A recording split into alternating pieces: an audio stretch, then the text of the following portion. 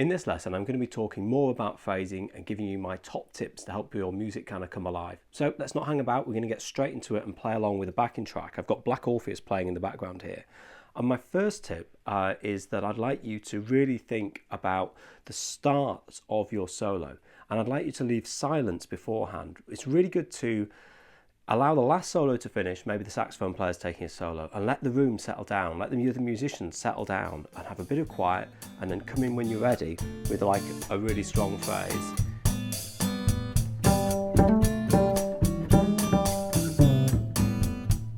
And then leave a gap. Space.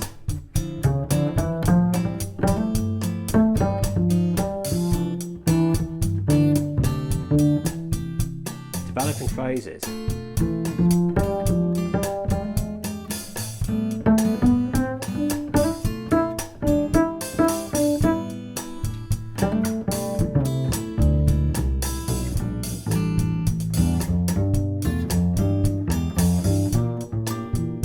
Key notes that are changing there. The B flat came into the chord progression in the E minor 7 flat 5 chord. But again, I'm leaving silence.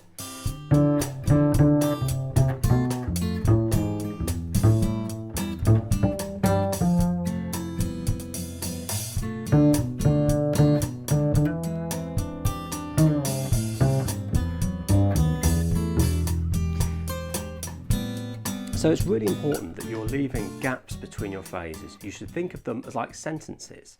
And a comma is just a bit of space between it, and a full stop is when you move on to a new phrase. And when I listen back, I'm sure that I'll hear my playing then, and I'll have seen, also heard, extra notes that weren't really necessary, that weren't really telling the story, saying what I'm trying to say musically. So you want to get rid of all of the excess notes that are in between your phrases and just have really pure melody, exactly like you would hear if you played along with the melody to Black Orpheus itself.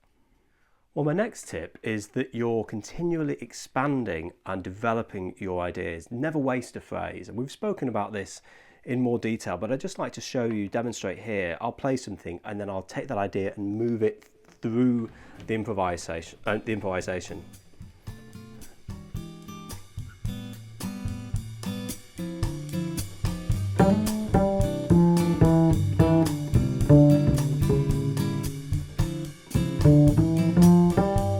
That's the phrase.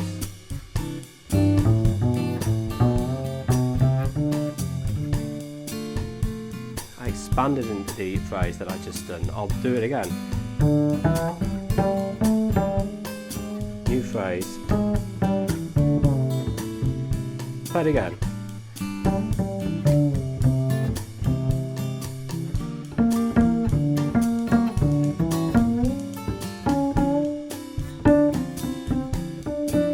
The end of the phrase there. Da, da, da. Becomes the next phrase.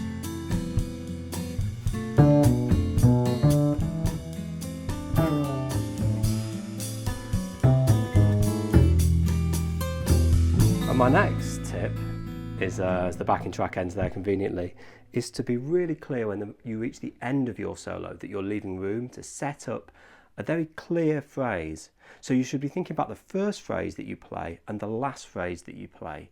You want to set the scene with your first phrase, develop the ideas throughout the improvisation, and then when you reach the end of the piece, you need to be able to really let everybody know, communicate to the audience and your other band members. Like in the way that I did there, it was quite clear that I was moving back towards playing the bass line by playing the low E in the final bar and then root note right at the start of the next tune. Another great way to improve your phrasing is to record yourself back and listen back and see what you're doing.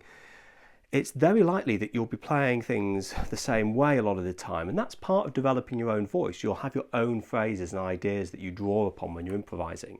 But if you always start on the same beat, for example, or you always play the same thing over one chord type, you might see G and play the same line that fits with G every single time, then you need to start identifying those areas and looking for new areas to move into.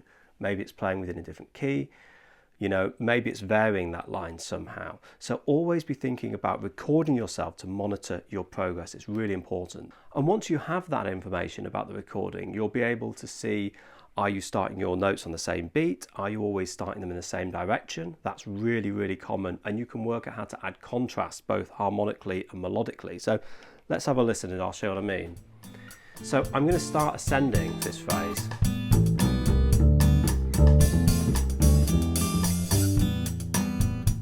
So now I'm thinking I'm doing that a lot, so I want to play a descending phrase.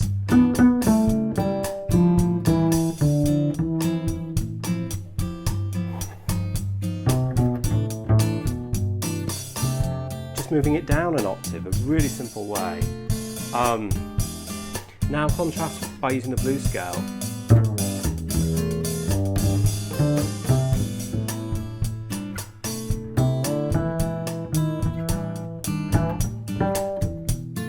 Now adding in the change of note, B flat.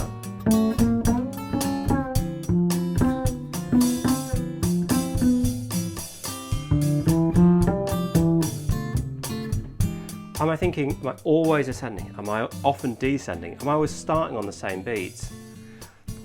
Just delay yourself from starting and then just come in somewhere random. Just don't feel too much or think too much, just try to react.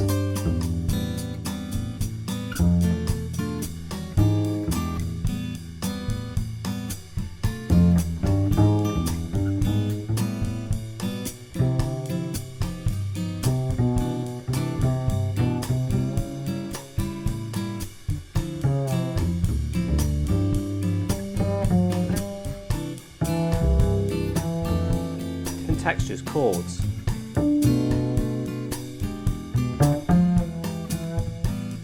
And I think this piece is a really appropriate one to practice this phrasing because most of it's in C major or A minor if you prefer to think of it that way. So it's in A minor and then it moves to D minor. So essentially you've got no flats for most of it, and for a bit of the tune you've got one flat, which is B flat.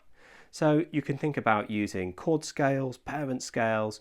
You can think about doing all of the things that we've spoken about in this course so far already. But what I'd like you to bear in mind, just as a principal concern, is you're thinking about melody and finding new ways. If you keep falling back on the same patterns all the time, you won't have room to grow.